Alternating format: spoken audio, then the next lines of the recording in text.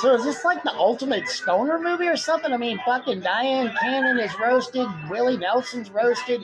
Diane Cannon got so roasted off of the weed that he left. She ganked his weed, got super stoned, drank 3 glasses of wine, ate all of his munchies, and when he came home to get some ass, she tells him about it and goes to bed. What? Why have I never gotten myself honeysuckle roasted? Oh, wait, no, let's not say that. Old man Peterson will be in here. What are you talking about, Jack? Nothing. You go to bed. You go back to bed. Go do your cannonball run and shit with Stroke Rose.